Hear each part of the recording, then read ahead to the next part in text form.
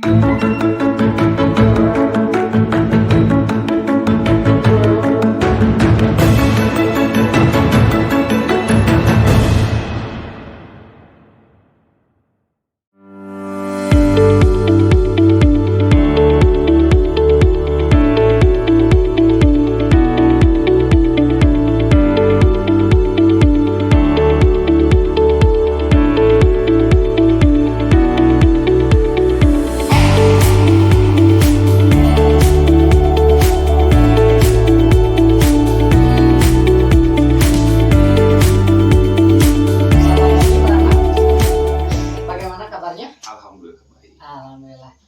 Pak Rahmat, apakah ada waktunya? Banyak, alhamdulillah untuk hari ini agak kosong. Oke, sebelumnya saya mengucapkan terima kasih karena kesediaan Pak Rahmat, karena di sini saya sebagai calon pendidik guru penggerak memiliki tugas Pak Rahmat. Nah, salah satu tugasnya itu adalah melakukan observasi pembelajaran di kelas kepada teman sejawat. Kira-kira Pak Rahmat, apakah ada waktunya? Insya Allah. Oke, ya baik Pak Rahmat. Sebelum nanti observasi di kelas, sebenarnya ada 3 tahapan dalam observasi ini. Yang pertama ada percakapan pra-observasi, kemudian ada observasinya di kelas, kemudian nanti ada paskanya. Nah, untuk hari ini sebelum kita masuk ke observasi di kelas, ini ada catatan atau percakapan pra-observasi kelas terlebih dahulu. Nah, nggak apa-apa Pak Rahmat untuk sedikit ditanya. Oh, enggak. Oke. Baik, Pak Rahmat itu boleh diperkenalkan mungkin nama lengkapnya, kemudian sekolahnya di mana, sekarang mengajarnya, yang kedua mengajar pelajaran apa dan kelas berapa? Bismillahirrahmanirrahim. Perkenalkan, nama saya Rahmat Hidayat. Saya bekerja atau bertugas di SMK Negeri 9 Garut mulai dari tahun 2021 dan mengampu mata pelajaran matematika. Matematika. Kelasnya? Kelasnya kelas 10, 11, 12 di jurusan BKV semua. Oke. Kira-kira untuk yang diobservasi sekarang mau kelas berapa? Kelas 11 aja. Kelas 11, baik. Oke, Pak Rahmat, berarti untuk mata pelajaran matematika di kelas 11 ya Pak Rahmat? Iya. Pak Rahmat, sebelumnya untuk di percakapan praobservasi ini dulu, ini ada beberapa memang indikator yang ingin ditanyakan. Yang pertama itu kira-kira untuk tujuan pembelajarannya ketika nanti pembelajaran observasi ketika di kelas itu tujuan pembelajarannya apa? Untuk tujuan pembelajaran sendiri, karena memang sekarang di minggu ini itu mulai udah di tengah-tengah, di tengah-tengah bab itu. Maka kita mulainya atau masuknya di menghitung nilai determinan dan inverse matrik ordo 2x2 dan menghitung nilai determinan dan inverse matrik ordo 3x3. Oke, baik. Berarti untuk perhitungan determinan dan matrik ya. Siap. Karena memang saya di sini gurunya bukan matematika, nanti hanya melihat saja sebenarnya. Pak Rahmat lebih, saya juga tadi bahasanya memang kurang dipahami karena bukan guru matematika. Jadi kan saya juga lebih enak kalau yang meriksa nggak ngerti gitu. Iya, betul. Oke, selanjutnya adalah kira-kira area pengembangan yang hendak dicapai, terutama ini mah secara umum kepada siswa, kira-kira apa? Sama di antaranya kalau matematika pasti yang pertama itu critical thinking. Oh iya, berpikir. Kemudian ya pasti kalau sekarang punya literasi numerik ya. Iya betul. Kemudian selanjutnya apakah untuk pengembangan di pembelajarannya apakah ada strategi yang disiapkan atau model atau metode yang mungkin khusus dipersiapkan Pak Rahmat ketika pembelajaran di kelas, terutama matematika? Ya, kalau untuk matematika sebetulnya kalau terlalu memaksakan dengan suatu model tertentu itu agak susah juga ya. Oh iya. Paling kita pakai yang umum saja yang sudah dipakai di kurikulum yang sebelum-sebelumnya yang cocok ya kita pakai juga di kurikulum sekarang. Oke. Pembelajarannya. Siap. Oke, baik Pak Rahmat. Di sini mungkin bolehkah izinkan saya sedikit untuk melihat RPP atau modul pembelajarannya? Oh, baik, silakan. Ini saya sudah buka kebetulan ada di laptop saya. Kalau nanti mungkin di print sekalian. Siap. Baik. Ini bukan artinya menggurui ya Pak, memang hanya sebagai tugas saja. Kita kan sharing. Iya, betul. Kebetulan ada teman yang sedang menuntut ilmu yang lebih tinggi dari saya gitu. Di guru penggerak. Ini termasuk ada LKPD-nya juga ya? Ada. Wah, lengkap jadi, sekali.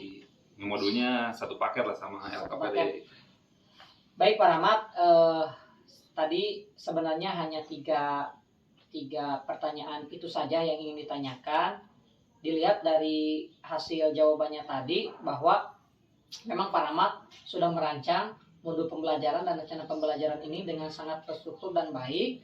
Terutama tadi saya juga melihat ada LKPD yang mana itu kan lembar kerja untuk peserta didik yang sudah dipersiapkan untuk model atau metode supaya penguasaan kelasnya lebih baik.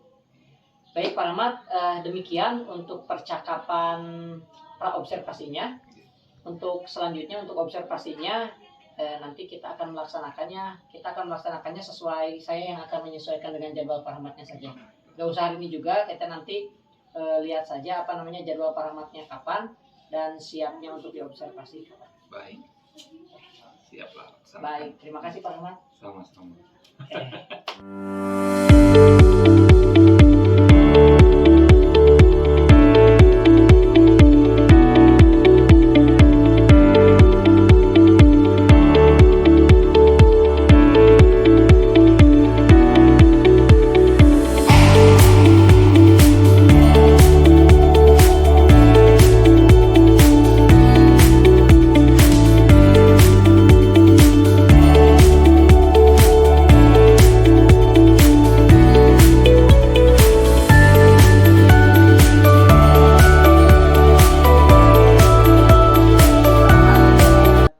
Atas waktunya. Kemudian di hari Jumat ini juga, dan Pak Rahmat juga ada ngawas sekarang? Alhamdulillah kosong. Oh kosong ya. Artinya walaupun kosong, Pak Rahmat sudah bersedia untuk mengikuti kegiatan pasca ini, yang mana tanggal kita 23 Februari telah melaksanakan praobservasi dan observasi akademik di kelasnya. Pak Rahmat, mungkin konfirmasi lagi, apakah Pak Rahmat hari ini ada waktunya untuk mungkin sekitar 20-30 menit untuk melakukan percakapan? Insya Allah ada. Baik Pak Rahmat, ini Pak Rahmat kita ngobrol saja, sebenarnya bukan artinya interogasi gitu ya. Kita santai saja sebagaimana biasanya. Namun di sini karena kemarin Pak Rahmat kita sudah melaksanakan observasi, dan di sini juga maksudnya bukan menggurui ya, karena kita juga sama-sama sedang belajar. Namun di sini saya memiliki tugas dari guru penggerak untuk melakukan coaching. Oleh karena itu di sini akan ada beberapa pertanyaan, yang mana pertanyaan ini lebih merefleksikan kembali ketika pembelajaran. Yang pertama, Pak Rahmat, kira-kira yang kemarin sudah dilakukan Pak Rahmat tentang pembelajaran di kelas itu, kira-kira menurut Pak Rahmat apa tujuan yang ingin dicapai ketika Pak Rahmat mengajar? Baik, untuk tujuan yang dicapai dari pembelajaran kemarin ketika observasi, kalau misalkan tujuan dari pembelajarannya sendiri, karena waktu itu dalam pembelajaran itu di bab matriks, dan kebetulan udah masuk di mengenai menentukan inverse ya. Oh iya, maaf mungkin kalau yang lain belum mengetahui, Pak Rahmat matematika ya. Oh iya. Saya guru matematika kebetulan, jadi jurusan DKV justru pembelajarannya. Lanjut ya. Iya lanjut. Matriks sama matriks mengenai inverse khususnya di modul 3x3. Iya. Maka tujuan pembelajarannya ya minimalnya si anak itu dapat menghitung atau dapat menentukan. Yang pertama, sebelum ke inverse pasti sebelumnya harus ada determinannya dulu. Iya. Nah, baru nantinya ke inverse-nya gitu. Oke, itu tujuan pertamanya gitu. Iya. Itu tujuan awalnya dari pembelajaran, dari materinya dulu ya. Tapi tujuan di luar itu ya intinya anak-anak juga selain dapat menyelesaikan materi-materi seperti itu, ya mereka pun dapat dalam pembelajaran itu berinteraksi dengan rekan-rekan sejawatnya gitu ya. Iya. Sehingga sesuai dengan arahan yang diberikan ketika kita berdiskusi mengenai penyusunan modul, kita gunakan model-model pembelajaran yang dapat meningkatkan berpikir kritis anak, kemudian anak-anak kemudian dapat berinteraksi dengan minimal akan sekelompoknya di kelas, bisa berkomunikasi gitu, mencari informasi dan sebagainya, intinya seperti itu. Oke, luar biasa Pak Rahmat. Memang matematika ini sepertinya banyak tantangannya ya. Iya, kalau disebut banyak tantangan ya cukup sebetulnya cukup banyak. Karena pertama, ketika awal pembelajaran saja, kalau misalkan ada siswa baru atau siswa yang baru saya ajar di kelasnya, karena kebetulan kan saya mengajar di kelas 10, 11, 12 tapi kan tidak semuanya dari awal saya yang mengajar. Iya betul, ada guru yang lain. Saya sudah survei juga, tanya ke anak-anaknya, ada nggak yang suka matematika? Oh. Ya gitu, saya cek dulu. mungkin bisa masuk juga ke identifikasi awal. Kalau sekarang apa ya namanya itu, asesmen diagnosis seperti itu. Kita mau tanya dulu anak-anak pada suka nggak sebetulnya sama pelajaran kita yang kita bawakan. Nah kemarin mungkin sekilas estimasi rata-rata gimana jawaban anak? Rata-rata nggak suka. Nah berangkat dari itu strategi Pak Rahmat gimana nih? Karena dari paradigma awalnya udah gak suka, tapi Pak Rahmat bisa tetap mengajar di sana, gimana caranya? Caranya kita gunakan pendekatan-pendekatan yang mengarahkan biar anaknya itu suka dulu gitu, atau kalau nggak suka juga mau belajarnya gitu. Karena kan kalau nggak suka, jangan kan mereka ini ya dikasih soal yang sederhana pun malas mereka mengerjakan. Iya, gitu. betul. Kita mau menumbuhkan dulu, kalau belum suka pun mereka tetap mau. Caranya untuk membuat mau gimana? Strategi Pak Rahmat kemarin. Seperti, kebetulan di kurikulum Merdeka itu kan banyak yang ada yang namanya juga kesepakatan kelas awal, kita pakai itu saja dulu. Kita jelaskan, kita seperti dalam hal penilaian pun kita jelaskan, kita transparan. Anda mau nilai segitu ya Anda harus kerjakan ini gitu, seperti itu lah. Kita transparan, nggak tiba-tiba dapat nilai segitu dari mana gitu. Kita transparan, semuanya anak tahu. Dan ketika seperti itu ya hasilnya cukup bagus ya. Kemudian anaknya mau mengerjakan ketika kita dalam pembelajaran, kemudian kita berikan beberapa soal untuk dikerjakan, ya mereka tetap mau, walaupun mungkin ada yang kalau yang suka mungkin hasilnya bagus, kalau yang tidak suka mungkin hasilnya, tapi minimal mereka mau dulu gitu. Betul, mau belajar ya. Kalau sudah lama ya kita tingkatkan setelah mau jadi suka gitu. Nah, ini terbiasa walaupun agak susah kalau sampai terbiasa itu anak-anak, karena memang ketika dicek pun gitu ya, si anak-anak itu nggak tahu apa memang zamannya sudah berbeda gitu, kurang mengerti, tapi karena saya juga pahami karena pada dasarnya mereka nggak terlalu suka dan masuk ke ke sekolah kejuruan itu, pandangan mereka itu ingin mendapatkan materi kejuruan yang lebih banyaknya. Langsung praktik gitu ya. Kebanyakan pola pikirnya seperti itu, yang praktisnya kalau teori kurang menyenangi sepertinya, sehingga ya hasilnya ya intinya seperti tadi lah yang saya inginkan, minimal mereka mau dulu. Mantap Pak Rahmat, terima kasih. Memang dan apa yang dirasakan Pak Rahmat sebenarnya bukan Pak Rahmat saja. Saya pun, guru yang lain pun, apalagi bersama pelajaran matematika yang lain sepertinya akan sama. Jadi memang kita sama-sama untuk mencari mencari bukan solusi sih, lebih kepada ya kalau kata Ki Hajar ya bagaimana kita supaya bisa membimbing anak itu. Ya kenapa kita harus minimal mau, ya karena matematika ini bisa saja mereka itu sekarang itu tidak merasa bahwa matematika itu bermanfaat gitu. Karena mengapa harus dimaukan dulu, karena suatu saat ketika keluar dari sekolah ini mereka akan beranggapan bahwa matematika itu ternyata bermanfaat di kehidupan. Baik Pak Rahmat, di sini yang kedua Pak Rahmat, kemarin kita sudah melaksanakan observasi. Di sini saya akan bukan membacakan ya, lebih kepada kita refleksi bersama apa yang kemarin saya lihat ketika observasi ya. Ini bukan artinya menghardik atau menggurui, tapi di sini ada beberapa penilaian yang memang kebanyakan ini adalah sesuatu yang positif gitu ya. Jadi kemarin nomor observasi yang telah dilaksanakan di kelas itu, yang pertama dari aspek dan strategi pengembangan Pak Rahmat itu pertama bisa merencanakan lingkungan pembelajaran yang sesuai dengan kebutuhan belajar murid kemarin. Salah satunya indikatornya yaitu Pak Rahmat itu mungkin Pak Rahmat sadar atau tidak sadar, tapi Pak Rahmat sudah menerapkan pembelajaran berdiferensiasi. Jadi menerapkan pembelajaran berdasarkan gaya belajar anak. Karena kemarin saya melihat Pak Rahmat bagi kelompok sana. Misalnya resep dina papan tulis. Abi Pak, siapa yang suka lihatnya di PowerPoint atau lihat video. Nah, dari kelompok itu ternyata Pak Rahmat luar biasa itu sudah menerapkan pembelajaran gaya diferensiasi atau pembelajaran sesuai dengan model atau gaya belajar anak. Jadi padahal sebetulnya untuk pembelajaran berdiferensiasi itu kadang kalau dilihat definisi kayak gitunya agak susah gitu ya. Pasti, betul. Ternyata di prakteknya itu seperti itu bisa masuk. Bisa. Pembelajaran berdiferensiasi. Gitu. Iya, jadi kan, nah kita orang kadang juga saya di sini ternyata ikut teorinya itu gitu.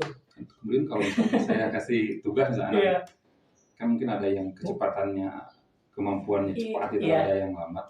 Kadang saya juga suka kasih ini apa namanya, kalau yang memang belum bisa mengumpulkan waktu itu ya dia bisa mengumpulkan waktunya kapan saja. Nah itu namanya diferensi proses. Gitu, nah benar Pak Rahmat, contohnya kita melakukan apapun, pas saya belajar guru penggerak ternyata teorinya ini gitu. Ternyata apa yang belajar itu telah dilaksanakan.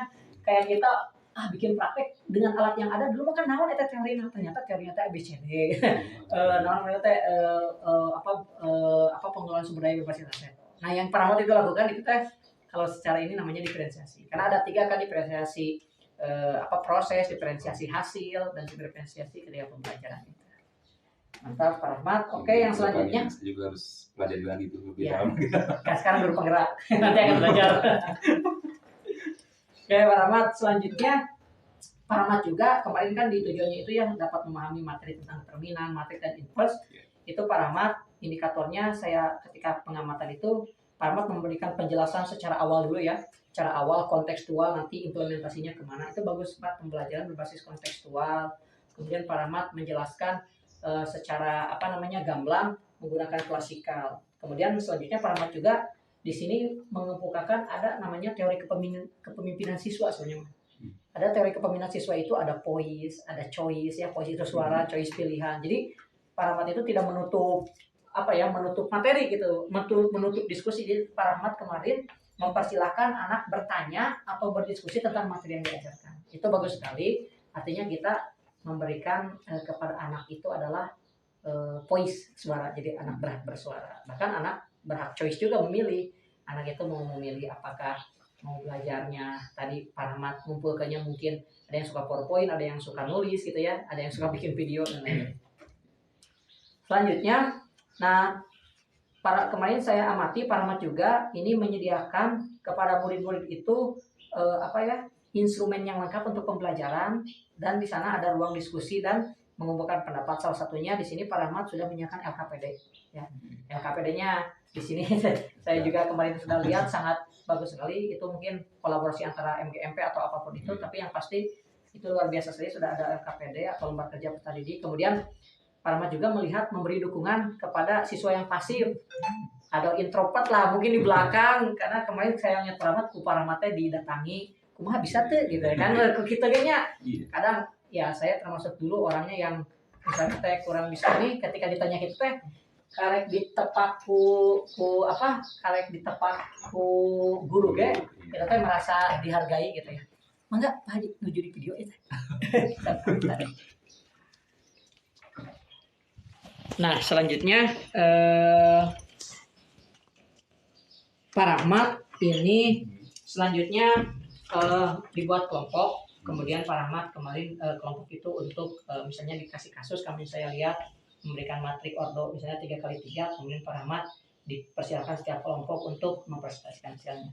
Itu luar biasa sekali Pak Rahmat. Dan yang selanjutnya adalah di akhir pembelajaran saya melihat Pak Rahmat itu melakukan refleksi terhadap pembelajaran yang telah dilakukan. Itu salah satunya refleksi bagaimana pembelajaran Bapak tadi, kemudian bagaimana anak-anak tadi resep teh dalam bahasa Sundanya resep teh kemana tadi belajar, atau masih kena bingung Pak, sengaja gak apa-apa itu mah ya, masih bingung berarti anak kan sebelah ini, tapi yang pasti Pak Rahmat sudah melakukan refleksi. Nah kemudian catatannya kemarin Pak Rahmat itu menggunakan model pembelajaran PBL ya Pak, problem based learning. Jadi dibikin satu permasalahan kemudian untuk diselesaikan oleh anak-anak. Kemudian metodenya ada diskusi, ada ceramah ya, dan klasikal. Kemudian media pembelajarannya menggunakan PowerPoint, LKPD, papan tulis, dan lain-lain. Nah itu Pak Rahmat tentang lembar observasi yang kemarin saya amati. Kira-kira ada yang ingin konfirmasi gak Pak Rahmat dari lembar observasi tadi? Ya mungkin kekurangannya mungkin. Kekurangan pembelajarannya kemarin itu. Kalau kemarin kita ngobrol-ngobrol itu kan ada yang namanya sosial. Nah itu yang sosial, emosional, seperti itu. Mungkin saya kurang dalam hal itu. Karena memang kalau yang dicontohkan kan bisa dengan kemarin memutar musik, musik refleksi instrumen gitu ya. Mungkin itu situasional juga ya. Karena kalau di dalam pembelajaran seperti tiba-tiba ada musik kayak gitu kan gak mungkin juga. Karena waktunya juga lumayan kan, kalau sekarang kelas 11 itu hanya 3 jam pelajaran. Iya betul. paling itu kalau di pembelajaran biasanya itu disiasatinya itu dengan ya paling ketika ada jeda kita ngobrol-ngobrol dulu, kita bercanda dulu aja gitu. Iya. Tapi ya cuma sebentar kemudian kembali lagi ke materi dilanjutkan. Seperti itu saja. Iya, bagus Pak. Cuman kalau yang idealnya sih belum gitu ya, itu baru ngambil sedikit lah biar anaknya nggak terlalu tegang juga di kelasnya. Karena anak-anak itu kalau pelajaran matematik paling takut kalau disuruh ke depan. Kalau disuruh, tapi kalau ada juga yang kalau memang mereka mengerti, mereka pengen sendiri sebenarnya. Iya. Ya gitu juga ketika anak ke depan kita hargai mau hasilnya seperti apapun, mereka sudah mencoba. Oke. Iya, Pak. Memang pembelajaran KSE itu ya, kemampuan sosial emosional ini memang sebenarnya itu pembelajaran salah satu trik untuk melakukan ice breaking atau lebih kepada apa ya? Karena kan dari beberapa penelitian bahwa anak itu bisa berkonsentrasi itu apalagi dengan sekarang ditambah dengan kita banyaknya diberikan video-video pendek ya akibat media sosial, anak bisa melakukan konsentrasi itu tidak lebih daripada 5 menit atau 10 menit.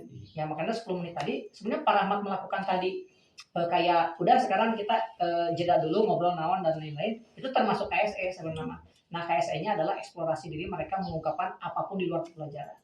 Adapun tadi menggunakan teknik stop ya, teknik stop itu misalnya di stop dengan musik gitu ya dan lain-lain, itu memang salah satu model yang lain. Boleh itu mah mau pakai teknik stop, rek muliat heula gitu nya, mau lari-lari dulu. Itu bagus. Jadi Pak Rahmat, mungkin kalau itu memang menurut Pak Rahmat perlu dikembangkan atau disempurnakan bagus ya. Kedepannya bisa nanti kita cari lagi teknik KSE. Memang teknik KSE itu banyak ya. Ada stop, ada lain-lain lagi. Oke, Pak Rahmat, ini tentang percakapan yang terakhir mungkin Pak Rahmat. Kira-kira nih dari apa yang telah dirasakan Pak Rahmat ketika pembelajaran di kelas, tindak lanjut, rencana pengembangan atau visi ke depan itu menurut Pak Rahmat ingin bagaimana lagi pengembangannya? Jadi Pak Rahmat itu sebagai guru, baik di model pembelajarannya atau untuk upskilling diri Pak Rahmat. Baik untuk tindak lanjut pembelajaran itu, ya juga menyadari bahwa sampai saat ini pun walaupun mengajar sudah 12 tahun mungkin ya, mulai dari di sekolah swasta dulu baru masuk ke sini itu 3 tahun.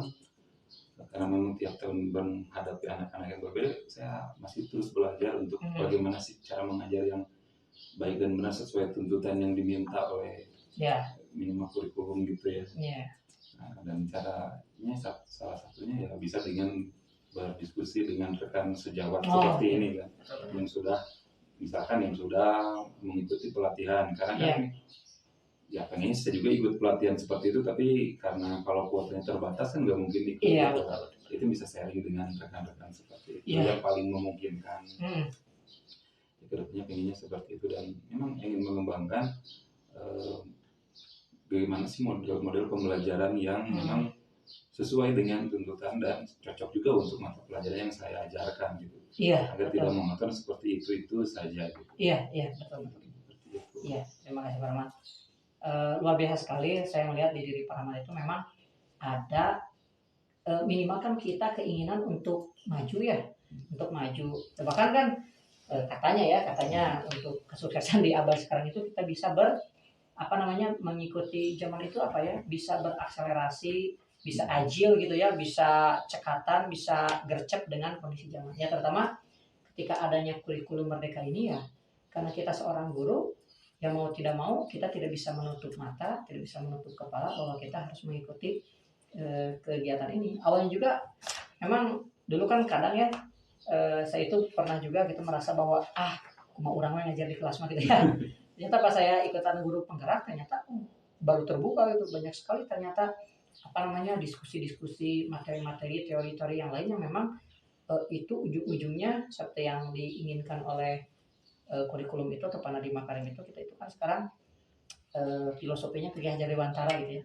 Gimana caranya pendidikan itu menuntun anak agar supaya menjadi manusia dan masyarakat yang merdeka gitu ya, dan sesuai dengan kodratnya katanya gitu Pak Rahmat. Itu juga saya baru sebatas teori gitu ya, tapi di samping itu ingin diimplementasikan bagaimana kita bisa mengikuti. Terima kasih Pak Rahmat atas kesempatannya. Semoga coaching ini bukan coaching yang pertama ya, dan nanti mah mungkin gantian Pak Rahmat yang jadi coachnya, saya jadi coachingnya. Betul, karena memang ini sebagai apa ya, sebagai refleksi diri, karena kalau tidak berbagi ini saya teh ngerasa bener we tuluy gitu ya, ngajar barudak teh asa pang bener nah, tapi ketika berbicara dengan lain ternyata banyak sekali kekurangan-kekurangan. Hatur nuhun Pak Rahmat, terima kasih atas kesempatannya. Semoga lulus, semoga sukses menjadikan guru penggeraknya. Selamat berjaya. Terima kasih Pak Rahmat.